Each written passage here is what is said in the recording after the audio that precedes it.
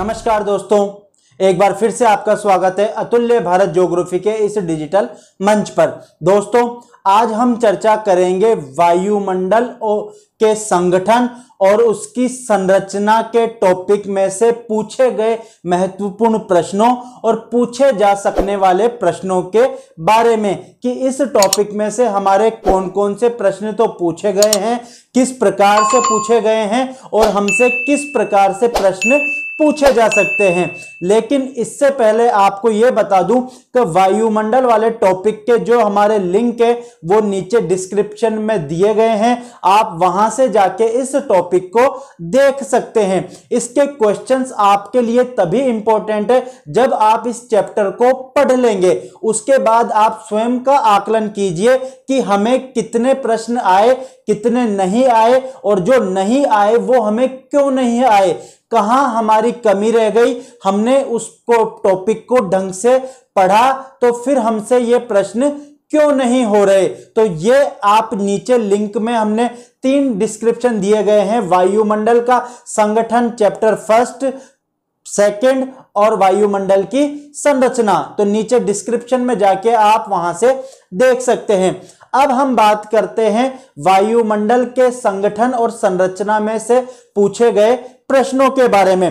तो सबसे पहले हम बात करते हैं स्कूल व्याख्याता 2014 में पूछे गए प्रश्न के बारे में कि किस प्रकार से हमसे प्रश्न पूछा गया था।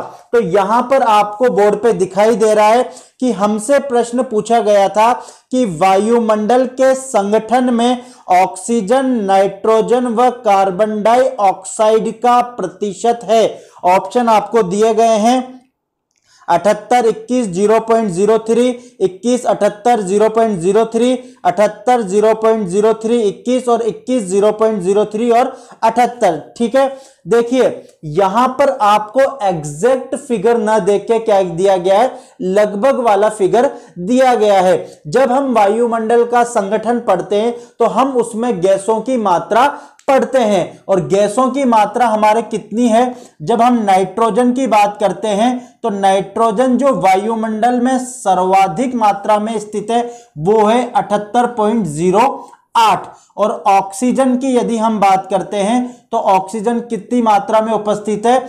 20.95%। और यदि हम आर्गन की बात CO2 की बात करते हैं, कार्बन डाइऑक्साइड, तो वो है हमारे 0.03%। अब हमें प्रश्न में देखना है कि प्रश्न में हमारे जो लैंग्वेज दी गई है उसमें सबसे पहले हमारे किसको पूछा गया है, ऑक्सीजन का प्रतिशत पूछा गया है, फिर हमसे पूछा गया है नाइट्रोजन का प्रतिशत और फिर हमसे पूछा गया है कार्बन डाइऑक्साइड का प्रतिशत। तो ऑक्सीजन का प्रतिशत कितना हो जाएगा, लगभग 21% हो जाएगा, नाइट्रोजन का प्रतिशत 78% और कार्बन डाइऑक्साइड का प्रतिशत कितना प्रतिशत है, 0.03% है। तो हमारा आंसर क्या हो जाएगा, बी हो जाएगा। ठीक है, इस प्रकार के प्रश्नों को करने के लिए आप प्रश्न की लैंग्वेज को देखिए कि इनमें जो गैसों का क्रम दिया गया है वो किस प्रकार से दिया गया है। अगर हम क्रम को देखने या समझने में थोड़ा सा भी कंफ्यूज हो गए तो हमारा जो आंसर है वो क्या हो जाएगा, गलत हो जाएगा। क्यों? क्योंकि जो ऑप्शंस दिए गए हैं वो लगभग सेम से दिखाई देते हैं, बस क्रमबद्धता का ही अंतर होता है। तो आंसर याद करने के लिए क्रम पे ध्यान दीजिए और फिर आप अपनी कैलकुलेशन करके आराम से क्वेश्चन को टिक कीजिए। सेकंड हमारा जो क्वेश्चन है वो है आपके स्कूल लेक्चरर एग्जाम 2018 वाले पेपर में से। उसमें हमसे इस टॉपिक में से क्या क्वेश्चन पूछा गया, तो यहां पर देखिए कि निम्नलिखित में से कौन सी अक्रिय गैस है। फर्स्ट है हीलियम, बी क्रिप्टॉन, सी नियोन और डी जिनोन। ठीक है, वायुमंडल की जब हम संरचना की बात करते हैं तो हम पढ़ते हैं सक्रिय और अक्रिय गैसें। ये हमने जब वायुमंडल का संगठन पढ़ा तो उसमें हमने ये साफ पढ़ा था कि कौन सी गैसें सक्रिय होती हैं और कौन सी गैसें अक्रिय होती हैं। तो जब हम सक्रिय गैसों की बात करते हैं, सक्रिय गैसें क्या होती है, जो रासायनिक प्रक्रिया में भाग लेती हैं। तो वायुमंडल में हम प्रमुख रूप से 4 सक्रिय गैसों की बात करते हैं। कौन कौन सी? नाइट्रोजन, ऑक्सीजन,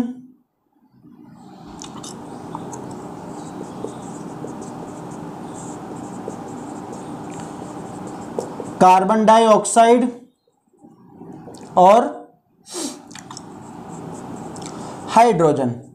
ठीक है, केवल ये 4 ही गैसें कौन सी है, सक्रिय गैसों की श्रेणी में आती हैं। यहां पर जो ऑप्शन दिए गए हैं हीलियम, आर्गन, नियोन और जीनोन, ये कौन सी है, अक्रिय गैसें कहलाती हैं। और हमें पता भी है कि वायुमंडल में सर्वाधिक मात्रा में उपस्थित अक्रिय गैस कौन सी है, आर्गन है, जो 0.93% उपस्थित है। तो इसका आंसर क्या हो जाएगा कि ये चारों गैसें ही किस श्रेणी में आती है, अक्रिय गैसों की श्रेणी में आती हैं। तो इसका आंसर क्या हो जाएगा, सी, ए बी सी डी, चारों ही गैसें किसमें आ जाती है, अक्रिय गैसों की श्रेणी में आती हैं। आपको मैं बता दूं कि जो भी पेपर आता है वो हमारे पढ़ाए हुए में से ही आता है, लेकिन आपको वो फैक्ट्स उस टाइम याद होने जरूरी हैं। और जब आप उसको टिक करके सही गोला भर देंगे तभी आपका वो क्वेश्चन क्या होता है, सही होता है। ये टॉपिक बहुत सीधे और सरल लगते हैं, लेकिन जब क्वेश्चंस आते हैं तो हम इनमें ही क्या हो जाते हैं, कंफ्यूज हो जाते हैं। अब नेक्स्ट हम क्वेश्चन की बात करते हैं।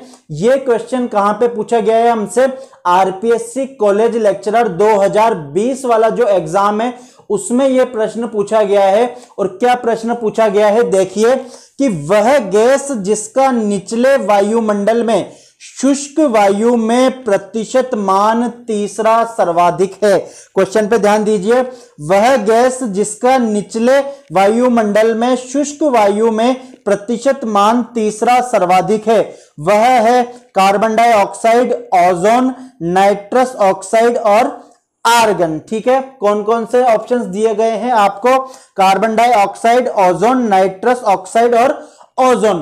तो यहां पर हम बात कर रहे हैं कि जब आप वीडियो देखेंगे तो वहां पर आपको साफ मिल जाएगा कि हमने इसके बारे में भी चर्चा की है।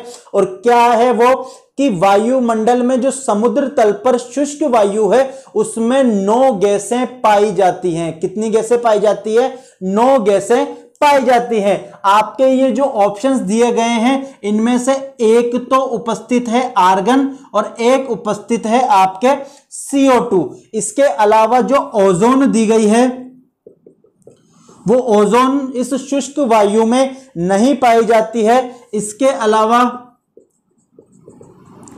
नाइट्रस ऑक्साइड ये भी आपके नहीं पाई जाती है, केवल ये 2 पाई जाती है। और जब हम इनका प्रतिशत के बारे में बात करें तो आपने पढ़ा हुआ है कि ऑर्गन कितनी मात्रा में उपस्थित है, 0.93% के बाद उपस्थित है और ये कितना 0.03% उपस्थित है। तो इस क्वेश्चन का आंसर क्या हो जाएगा, आपके आर्गन हो जाएगा कि वायुमंडल में शुष्क वायु में सर्वाधिक मात्रा में उपस्थित गैस कौन सी है, आर्गन, इन चारों ऑप्शंस में से। और यह क्वेश्चन आपके कहां पूछा गया है, आरपीएससी कॉलेज लेक्चरर एग्जाम 2020 के फर्स्ट पेपर में पूछा गया है।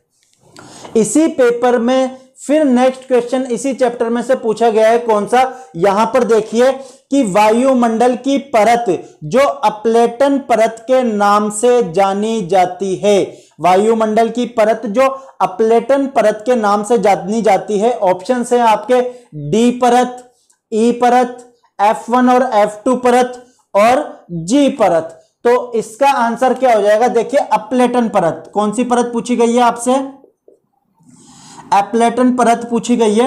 एप्लेटन परत F1 व F2 परत को कहा जाता है। अपलेटन परत किसे कहा जाता है, F1 व F2 परत को कहा जाता है। यहां पर आपको 2 परतें पढ़नी होती है, एक एप्लेटन परत और एक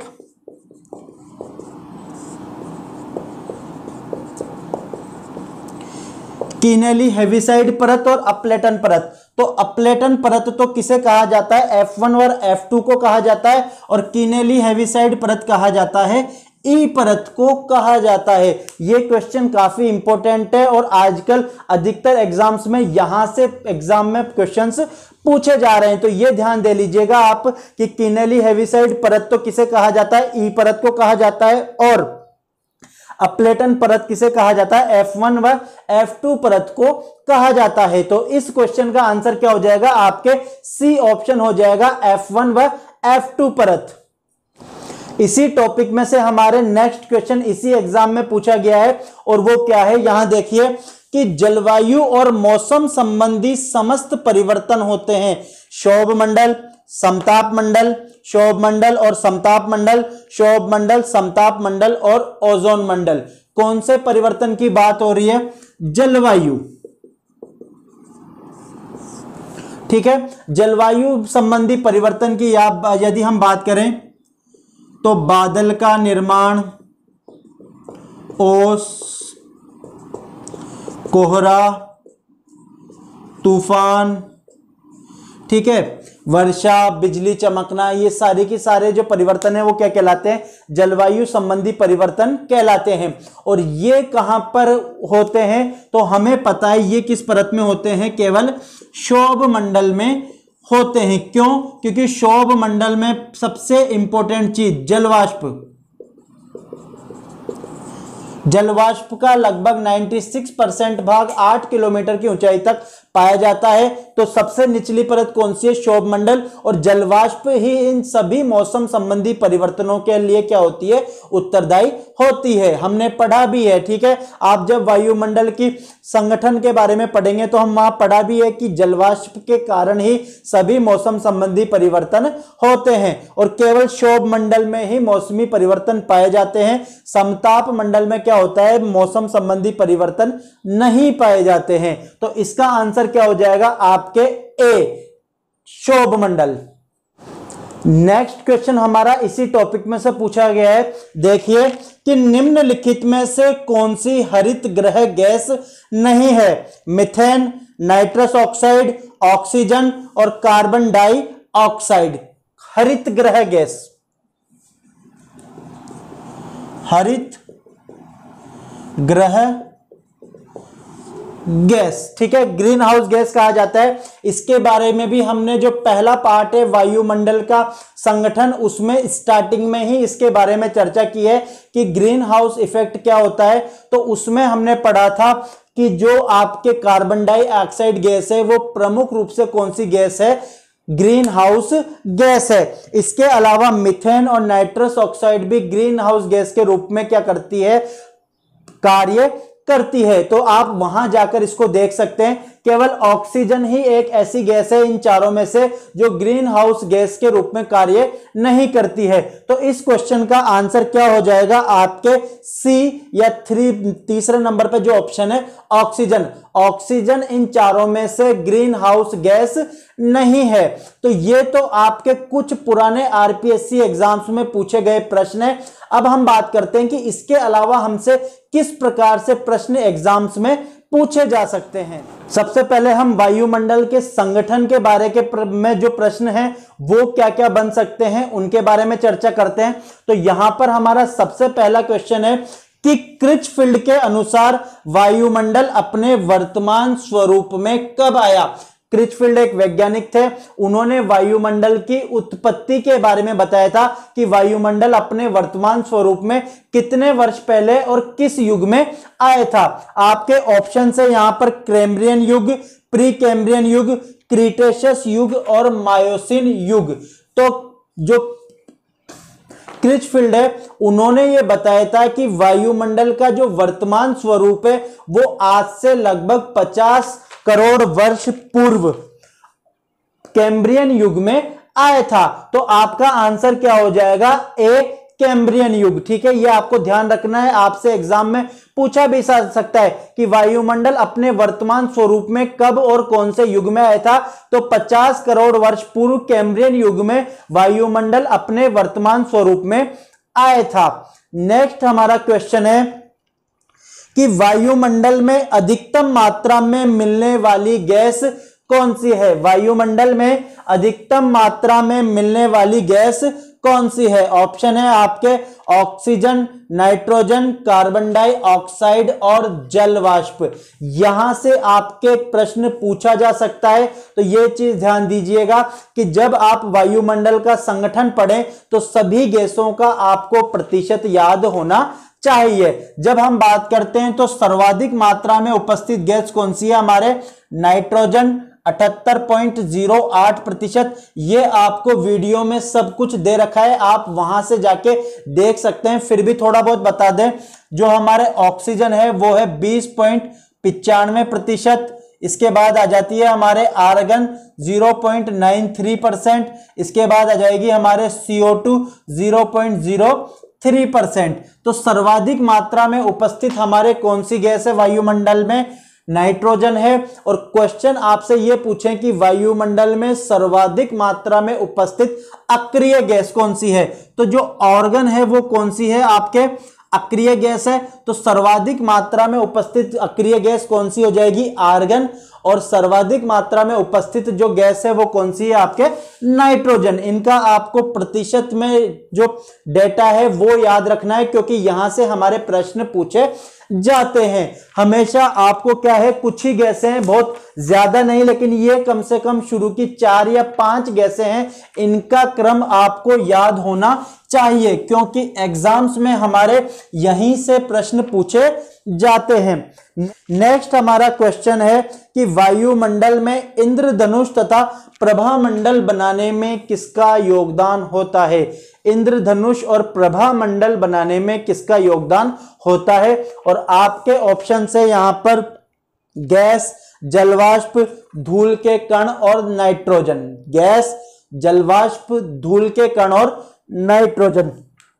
तो यहां पे ध्यान दीजिएगा कि जो ये प्रभामंडल है या फिर जो इंद्रधनुष है, इसमें बनने में सर्वाधिक योगदान किसका होता है? जलवाष्प का होता है। वायुमंडल में जो आर्द्रता या जलवाष्प उपस्थित होती है, उससे जब सूर्य की किरणें परावर्तित होती हैं तो किसका निर्माण होता है? इंद्रधनुष का निर्माण होता है। तो आपको यह ध्यान रखना है कि इंद्रधनुष तथा प्रभामंडल बनाने में किसका योगदान होता है, या तो किसका होता है? जलवाष्प का होता है। तो इस क्वेश्चन का हमारा आंसर हो जाएगा बी, जलवाष्प।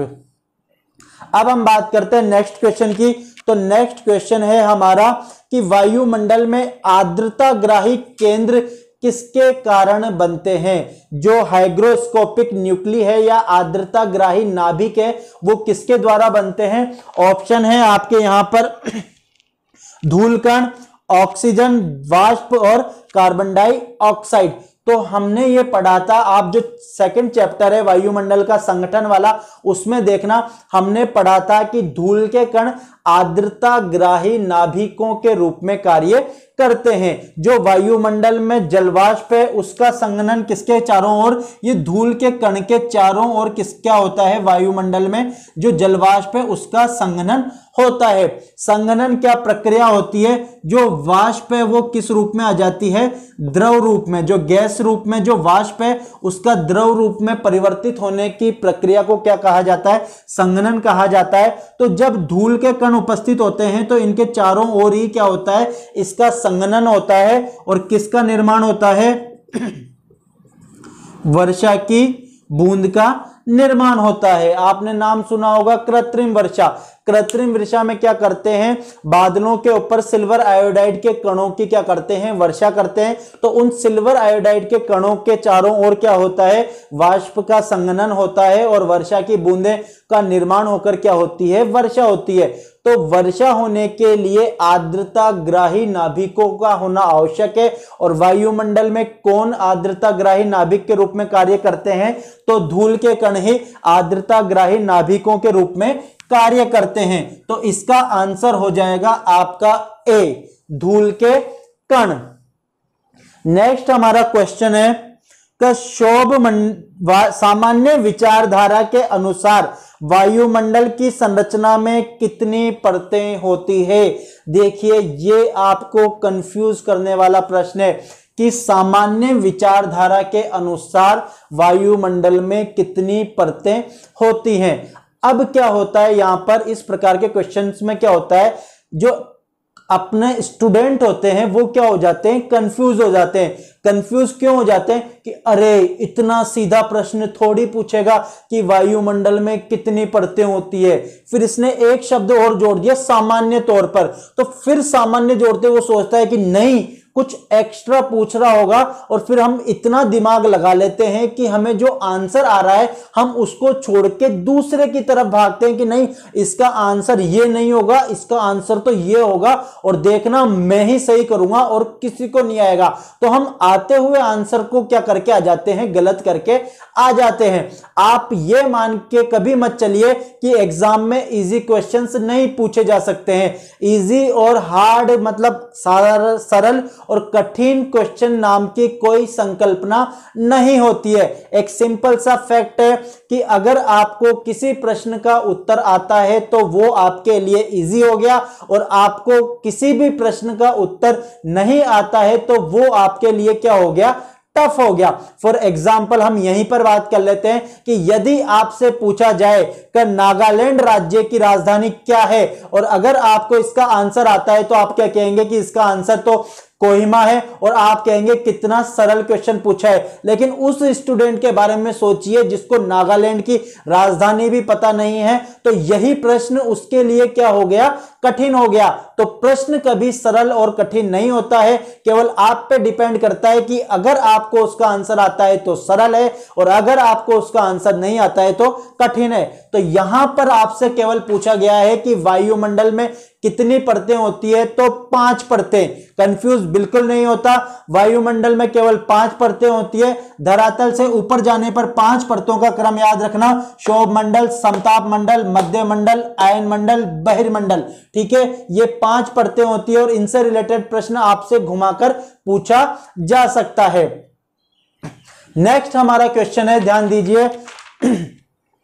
क्षोभ मंडल में तापमान ह्रास की दर 1 डिग्री सेंटीग्रेड है प्रत्येक 145 मीटर पर, 150 मीटर पर, 165 मीटर पर और 170 मीटर पर। हमने पढ़ा है सामान्य ताप पतन दर, नॉर्मल टेम्परेचर लैप्स रेट। क्यों? धरातल से ऊपर जाने पर तापमान में क्या होती है, कमी होती है। इसे क्या कहा जाता है, सामान्य ताप पतन दर कहा जाता है। और किस दर से यह होता है, प्रति 165 मीटर की ऊंचाई पर 1 डिग्री सेल्सियस तापमान में कमी होती है। तो 1000 मीटर की ऊंचाई पर 6.5 डिग्री 6.5 डिग्री सेल्सियस तापमान में क्या होती है, कमी होती है। तो इसका आंसर क्या हो जाएगा, आपके सी हो जाएगा कि 1 डिग्री सेल्सियस तापमान कहां पे कम होता है, 165 मीटर की ऊंचाई पर होता है। और कौन से मंडल में होता है, क्षोभ मंडल में। यह भी ध्यान दीजिएगा कि सामान्य ताप पतन दर कहां पे देखी जाती है, क्षोभ मंडल में देखी जाती है। तो इसका आंसर आपके हो जाएगा सी ऑप्शन 165 मीटर। नेक्स्ट हमारे क्वेश्चन है, उच्च अक्षांशों में दिखने वाले विशेष प्रकार के रंग बिरंगे बादल मदर ऑफ पल्स किस स्तर की विशेषता है। यह क्वेश्चन आपके कॉलेज लेक्चरर 2015 के एग्जाम में पूछा गया था, और कई सारे स्टूडेंट्स ने इसको क्या किया था, गलत किया था, और मैंने भी गलत किया था। उस टाइम तक मेरा ये फैक्ट पढ़ा हुआ नहीं था और मैं भी उसको क्या करके आया था, गलत करके आया था। कौन से बादल पूछ रहे हैं आपसे, मदर ऑफ पर्ल्स, रंग बिरंगे बादल जिनको मुक्ताब मेघ भी कहा जाता है। इनको क्या कहा जाता है, मुक्ताब मेघ of mother of pearls. Option है आपके इसके क्षोभ मंडल, समताप मंडल, मध्य मंडल और आयन मंडल। देखिए इस प्रकार के फैक्ट्स अगर आपने पढ़े नहीं है तो फिर आप क्या करते हैं, आपने जो पढ़ा है आप उसके हिसाब से चलते हैं। और हम क्या पढ़ते हैं, अभी हमने पिछले प्रश्न में ही चर्चा की कि समस्त वायुमंडलीय परिघटनाओं का जो निर्माण है वो किसमें होता है, क्षोभ मंडल में होता है। क्यों? क्योंकि इसमें जलवाष्प की उपस्थिति होती है। जलवाष्प की उपस्थिति होने के कारण यहां पर जलवायु परिवर्तन जो अभी हमने पढ़ा, बादल का बनना, वर्षा, कोहरा, ओस सभी यहां पर होती है।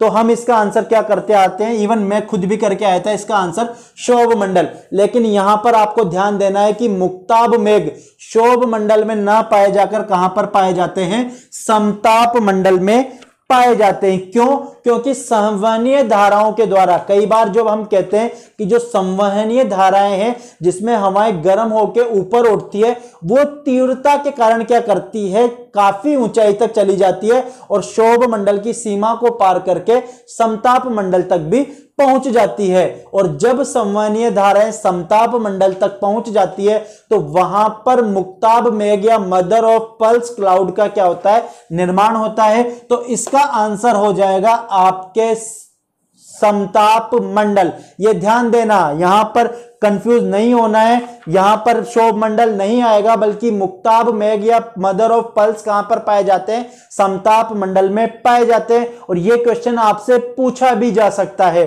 अब हम बात करते हैं हमारे नेक्स्ट क्वेश्चन की। तो नेक्स्ट क्वेश्चन कौन सा है? नेक्स्ट क्वेश्चन है हमारे, वायुमंडल की जिस परत में पराबैंगनी किरणों का वर्णनात्मक अवशोषण होता है। पराबैंगनी किरणें क्या होती है? अल्ट्रावायलेट रेज होती हैं। ऑप्शन है आपके ट्रोपोपाज, आयन मंडल, ओजोन मंडल और समताप मंडल।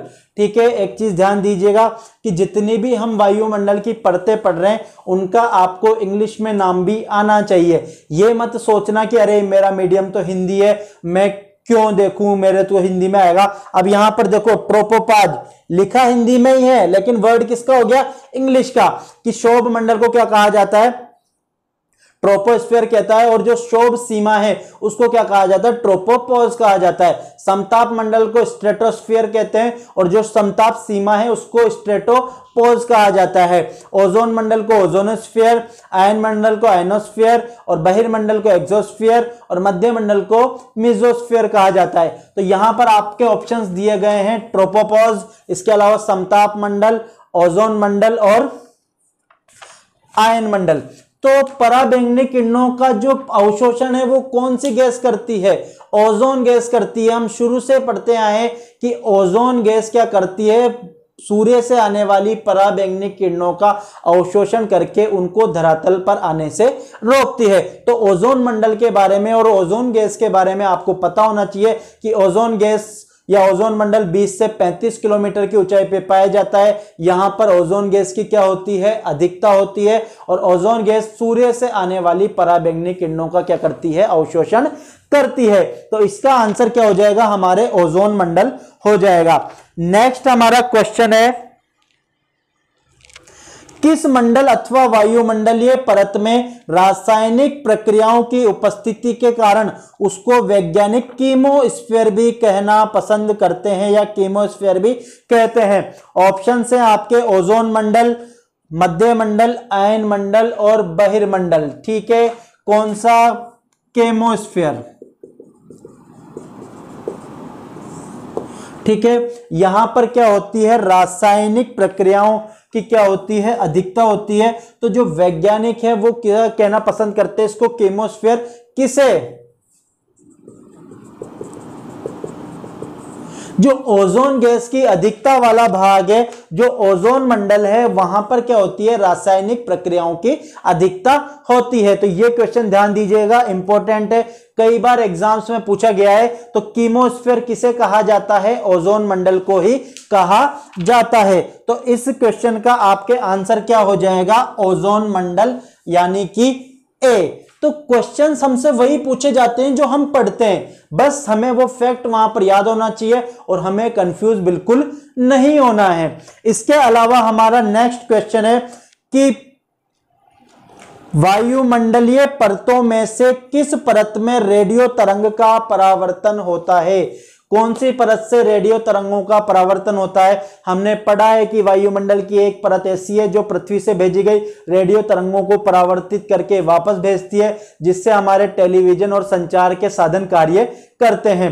ऑप्शंस हैं आपके यहाँ पर मेसोस्फीयर, क्षोभ मंडल, आयन मंडल और समताप मंडल। तो इसका आंसर क्या हो जाएगा? आयन मंडल। आयन मंडल में क्या होते हैं? आयन्स होते हैं, वहां से टकराकर रेडियो तरंगें पुनः धरती पर पहुंचती है। तो रेडियो तरंगों का परावर्तन किस मंडल से होता है? आयन मंडल से होता है। नेक्स्ट हमारा क्वेश्चन है, वायुमंडल में उत्पन्न होने वाली अद्भुत ध्रुवीय ज्योति किस वायुमंडल परत की विशेष घटना है? ध्रुवीय ज्योति, ठीक है, नाम सुना होगा आपने, ध्रुवीय ज्योति। जो उत्तरी ध्रुव पे दिखाई देती है उसको कहा जाता है उत्तरी ध्रुवीय ज्योति, और जो दक्षिणी ध्रुव पे दिखाई देती है उसको क्या कहा जाता है? दक्षिणी ध्रुवीय ज्योति, ठीक है। इसको कहा जाता है अरोरा बोरियालिस, और इसको कहा जाता है अरोरा ऑस्ट्रेलिस, ठीक है। क्या होता है कि जो आयन मंडल है वहां से क्या होता है कि आयनों का क्या होता है? निर्माण होता है। सूर्य से आने वाली किरणों के कारण वहां पर क्या होते हैं? आयंस का निर्माण होता है, जो क्या होते हैं? विद्युत आवेशित कण होते हैं। तो इनके कारण क्या होता है? ध्रुव पर क्या होता है? रात को एक रंगीन सा प्रकाश दिखाई देता है आसमान में। कहां पर? उत्तरी ध्रुव और दक्षिणी ध्रुव पर। तो जो उत्तरी ध्रुव पे दिखाई देता है उसको उत्तरी ध्रुव ज्योति कहते हैं, और जो दक्षिणी ध्रुव पे दिखाई देती है उसको क्या कहा जाता है? दक्षिणी ध्रुव ज्योति कहा जाता है। तो किसके कारण? आयन मंडल के कारण, ठीक है। आयन मंडल के कारण ही उत्तरी ध्रुव पर जो चमकीला रात को रंगीन प्रकाश दिखाई देता है उसको क्या कहा जाता है? उत्तरी ध्रुव ज्योति कहा जाता है, और दक्षिण में क्या कहा जाता है? दक्षिणी ध्रुव ज्योति कहा जाता है। तो इसका आंसर आपके क्या हो जाएगा? आयन मंडल हो जाएगा। आयन मंडल के कारण ही क्या होता है? ध्रुवीय ज्योति दिखाई देती है। और आयन मंडल को इंग्लिश में क्या कहा जाता है? आयनोस्फीयर कहा जाता है। नेक्स्ट हमारा क्वेश्चन है कि विषम मंडल को गैस की कितनी परतों में विभाजित किया जाता है? विषम मंडल को गैस की कितनी परतों में विभाजित किया जा सकता है? ऑप्शन है आपके यहां पर 1, 2, 3 और 4। ऑप्शन है आपके कितने? 1, 2, 3 और 4। तो यहां पर हम बात करें सममंडल और विषम मंडल की। स्कूल लेक्चरर 2015 में पूछा गया प्रश्न है कि सममंडल में कौन सी गैसें आती है और विषम मंडल में कौन सी गैसें परतें आती है। तो सममंडल, होमोस्फीयर, यहां पर हम बात करें तो हमारे आता है क्षोभ मंडल, समताप मंडल और मध्य मंडल, ठीक है। यहां पर गैसों की जो मात्रा है, जो प्रतिशत है, वो क्या होता है? लगभग समान होता है। इसके बाद आ जाता है हमारे विषम मंडल, जिसको क्या कहा जाता है? हेट्रोस्फीयर कहा जाता है। यहां पर आ जाएगा हमारे आयन मंडल और बहिर्मंडल। कौन कौन से मंडल आ जाते हैं? हमारे आयन मंडल और बहिर्मंडल आ जाते हैं। तो ये क्वेश्चन तो आपसे स्कूल लेक्चर 2015 में पूछा गया है। अब हमसे यहां पर क्या पूछा गया है कि इसमें गैसों की कितनी परतों में इसको विभाजित किया गया है। तो यहां पर ध्यान दीजिएगा कि यहां पर इसको कितनी गैसों में बांटा गया है? परतों में 4 परतों में विभाजित किया गया है। कितनी परतों में विभाजित किया गया है? इसको 4 परतों में विभाजित किया गया है। और कौन कौन से में विभाजित किया गया है? तो नाइट्रोजन मंडल, ठीक है ना, यहां पर परत पाई जाती है नाइट्रोजन परत, ऑक्सीजन परत, हीलियम परत और हाइड्रोजन परत। कौन कौन सी परतें पाई जाती है? यहां पर गैसों की 4 परतें पाई जाती है। नाइट्रोजन परत, ऑक्सीजन परत, इसके अलावा हीलियम परत और हाइड्रोजन परत। ये 4 परतें कहां पर? विषम मंडल में गैसों की पाई जाती है। और यकीन मानिए आपसे ये वाला प्रश्न इस बार पूछने के चांस सबसे ज्यादा हैं इस वाले टॉपिक में से, सममंडल और विषम मंडल में से। तो विषम मंडल को कितनी परतों में विभाजित किया गया है? गैस की 4 परतों में विभाजित किया गया है। कौन कौन सी? नाइट्रोजन परत, ऑक्सीजन परत, हीलियम परत और हाइड्रोजन परत। फिर वही चीज, प्रश्न हमसे वही पूछे जाते हैं जो हमने पढ़े हैं, लेकिन हमारा पढ़ना जरूरी है। किताबों में आपको सब कुछ मिल जाएगा, बहुत कंफ्यूज नहीं होना। ये टॉपिक ऐसा है कि कई बार हम सोचते हैं अरे वायुमंडल ही तो है, 6ठी क्लास से पढ़ रहे हैं, इसमें से तो हम सारे क्वेश्चंस क्या कर देंगे? सही कर देंगे। लेकिन जो जितना इजी दिखता है उसके ही गलत होने के चांस ज्यादा होते हैं। नेक्स्ट क्वेश्चन पे ध्यान दीजिए, ध्रुवों की ओर ट्रोपोपॉज की ऊंचाई, ध्रुवों की ओर ट्रोपोपॉज की ऊंचाई ऑप्शन ए बढ़ती है, बी स्थिर रहती है, सी घटती है, डी एक बिंदु पर अस्थिर होती है। ट्रोपोपॉज क्या होती है? शोभ सीमा, ट्रोपोस्फेयर शोभ मंडल। तो ट्रोपोपॉज क्या होती है? शोभ सीमा होती है। और हमें पता है कि ध्रुवों पर तापमान क्या होता है? कम होता है। तापमान कम होने के कारण गैसें क्या होती है? नीचे की तरफ बैठती है। ठीक है, और हमने ये पढ़ा भी है कि जो शोभ मंडल है उसकी ऊंचाई ध्रुवों पर 8 किलोमीटर होती है, जबकि विषुवत रेखा पर क्या होती है? 18 किलोमीटर के लगभग मैक्सिमम होती है। विषुवत रेखा पे क्या होता है? सूर्य की किरणें लगभग सीधी पड़ती है, इस कारण गैसें गर्म होकर ऊपर उठती है। और ध्रुवों पे तापमान क्या होता है? कम होता है, इस कारण गैसें नीचे बैठती हैं। तो यहां पर क्या आएगा इसका आंसर कि ट्रोपोपॉज की ऊंचाई ध्रुवों पर क्या होती है? घटती है या फिर क्या होती है? कम होती है। नेक्स्ट हमारा क्वेश्चन है, देखिए इसमें आपसे पूछा गया है सुमेलित कीजिए। इस क्वेश्चन में आपसे क्या पूछा गया है? सुमेलित कीजिए। और इस प्रकार के क्वेश्चंस को हम तभी कर सकते हैं जब हमारे कॉन्सेप्ट क्लियर हो अब और हमें सारी चीजें आए। यहां पर देखिए एक तरफ आपको दे दिए गए हैं चारों मंडल, समताप मंडल, बहिर्मंडल, शोभ मंडल और मेसोपॉज। ठीक है, और इधर की तरफ आपको दे दिए गए हैं ऊंचाई के साथ तापमान घटता है, उत्तरी तथा दक्षिणी ध्रुवीय प्रकाश घटनाएं, ओजोन मंडल, हाइड्रोजन, हीलियम, ऑक्सीजन परमाणुओं से विरल वायुमंडल बनता है। सबसे पहले बात करें हम शोभ मंडल की। ठीक है, शोभ मंडल में हमें पता है समान ताप पतन दर, नॉर्मल टेम्परेचर लैप्स रेट की ऊंचाई के साथ साथ तापमान क्या होता है? कम होता है। सेकंड है हमारा समताप मंडल।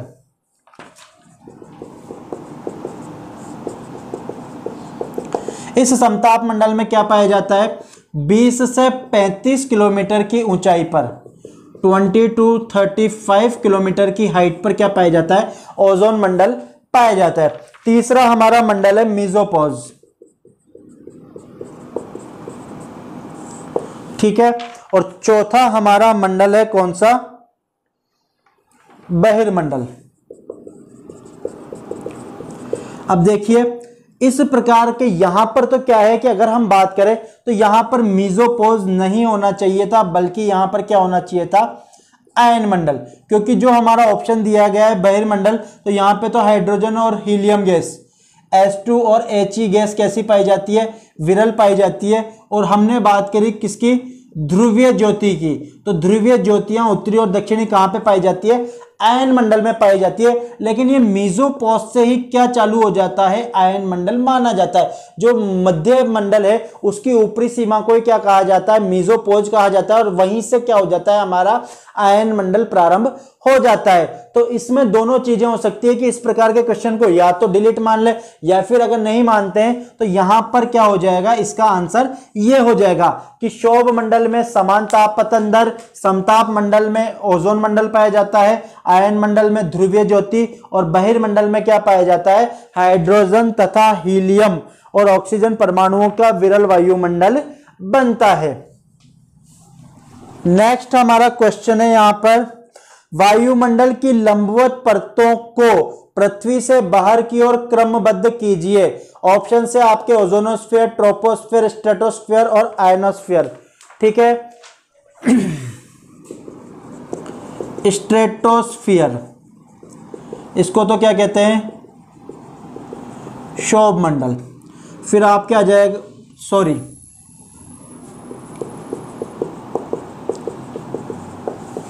समताप मंडल। दूसरा है आपके ट्रोपोस्फीयर, इसको कहते हैं शोभ मंडल। ओजोनोस्फीयर, इसको कहते हैं ओजोन मंडल। और लास्ट है आपके आयनोस्फीयर, इसको क्या कहते हैं? आयन मंडल कहते हैं। ठीक है, वायुमंडल हमने पढ़ा, वायुमंडल से बाहर की तरफ जाने पर सबसे पहले कौन सा आ जाता है, क्षोभ मंडल, फिर समताप मंडल, फिर समताप मंडल के अंदर ही कौन सा आ जाएगा, ओजोन मंडल, और फिर कौन सा आ जाएगा, आयन मंडल। तो इनका क्रम क्या हो जाएगा, 1 2 3 4 हो जाएगा। तो इसका आंसर हमारा क्या हो जाएगा, फर्स्ट आंसर ही हो जाएगा। सबसे पहले कौन सा आएगा इसमें, ट्रोपोस्फियर आएगा, ठीक है, तो 2 हो जाएगा। फिर उसके बाद स्ट्रेटोस्फियर 3, फिर उसके बाद आ जाएगा ओजोनोस्फियर 1, और फिर उसके बाद आएगा आयनोस्फियर। तो इसका आंसर हो जाएगा हमारे सी, ठीक है। ये चीज ध्यान दीजिएगा, कॉन्सेप्ट क्लियर है तो आप प्रश्न आसानी से कर सकते हैं। तो इस प्रकार से भी प्रश्न पूछे जाते हैं कि आपसे इनका क्या करा लेगा, क्रम मैच करवा लेगा कि वायुमंडल की परतों का। अब इसमें 2 प्रकार से प्रश्न पूछे जा सकते हैं आपसे, एक कि धरातल से ऊपर जाने पर वायुमंडल की परतों का सही क्रम क्या है, और दूसरा ऊपर से नीचे की तरफ या धरातल की तरफ आने पर वायुमंडल की परतों का सही क्रम क्या है। तो नेक्स्ट हमारा क्वेश्चन है, देखिए एक तरफ आपको वापस क्या दे दिया गया है, क्षोभ मंडल, ओजोन मंडल, एफ परत और मेसोपोज, और दूसरी तरफ हमें विशेषताएं दे दी गई है कौन सी, रेडियो तरंगों का प्रसारण, वायुमंडल में निम्नतम तापमान, पराबैंगनी किरणों का अवशोषण और समस्त मौसमी परिघटनाएं, ठीक है। तो सबसे पहले अगर हम बात करें इधर से, समस्त मौसमी परिघटनाएं, आप खुद सक्षम हो जाएंगे इनको करने में। आप थोड़ा सा भी डाउट है एक बार वीडियो देखिए, सब कुछ हमने वहां पे बता रखा है। उसके बाद आप इन क्वेश्चंस को करिए कि समस्त मौसमी परिघटनाएं कहां पे मिलती है, तो हमारे क्षोभ मंडल, इंग्लिश में क्या कहा जाता है इसको, ट्रोपोस्फियर कहा जाता है। दूसरी चीज हमारे दी गई है यहां पर पराबैंगनी किरणें, पराबैंगनी किरणें या यूवी किरणें हमने बात करी थी, ये कहां पर आई थी, हमारे ओजोन मंडल इसकी रक्षा करता है, ठीक है। तीसरी चीज आ जाएगी हमारे वायुमंडल में निम्नतम तापमान, ये ध्यान रखना, वायुमंडल में इसका आ जाएगा मेसोपोज। जो मध्य मंडल है इसकी ऊपरी सीमा पर 80 किलोमीटर की ऊंचाई पर वायुमंडल का सबसे कम तापमान पाया जाता है, -100 डिग्री सेल्सियस। इससे कम तापमान पूरे वायुमंडल में नहीं पाया जाता है, और इसके बाद ऊपर जाने पर वायुमंडल में तापमान लगातार बढ़ता जाता है। और रेडियो तरंगें, रेडियो तरंगों की बात करें तो यहां पर क्या आता है, आयन मंडल, और आयन मंडल को ही हम 4 परतों में बांट के पढ़ते हैं, डी परत, ई परत, एफ परत और जी परत। तो यहां पर हमें ऑप्शन क्या दिया गया है, यहां पर एफ परत दिया गया है। तो अब आप इसको मैच कर लीजिए कि किसमें क्या आएगा, ठीक है। इधर की तरफ क्षोभ मंडल है, तो क्षोभ मंडल में सबसे पहले आएगा हमारे 4, ठीक है। अब 4 हमारे केवल सी और डी वाले ऑप्शन में है। सेकंड है हमारे ओजोन मंडल, तो ओजोन मंडल में हमारे क्या आएगा, 3, तो फिर ये हो जाएगा। फिर हमारे आएगा एफ परत, एफ परत में हमारे क्या आ जाएगा, रेडियो तरंगें। तो इसका आंसर क्या हो जाएगा, हमारे सी हो जाएगा, सॉरी इसका आंसर हमारे हो जाएगा डी, 4 3 1 2। क्यों, इस प्रकार से विशेषताएं आपको याद होनी चाहिए, तो आप इस प्रकार के प्रश्न भी कर सकते हैं। तो ये कुछ महत्वपूर्ण प्रश्न थे जिनके बारे में हमने चर्चा करी कि वायुमंडल में से किस प्रकार के प्रश्न आ सकते हैं और किस प्रकार के आए हुए हैं और हमसे किस प्रकार से पूछे जा सकते हैं। तीनों जो हमारे वीडियो हैं उनके लिंक आपको नीचे डिस्क्रिप्शन में मिल जाएंगे, एक बार आप उनको देखिए और उसके बाद आप इन प्रश्नों को हल करने का प्रयास कीजिए। देखिए प्रश्न यही आएंगे, बाहर जाने के चांसेस काफी क्या होते हैं, कम होते हैं, लेकिन हम तभी कर पाते हैं किसी भी टॉपिक में से क्वेश्चंस जब हमें उसके सारे फैक्ट याद हैं। तो उम्मीद करते हैं आपके लिए यह लाभदायक सिद्ध होगा। नेक्स्ट वीडियो में किसी और टॉपिक के साथ आपके समक्ष फिर से प्रस्तुत होंगे, तब तक के लिए धन्यवाद।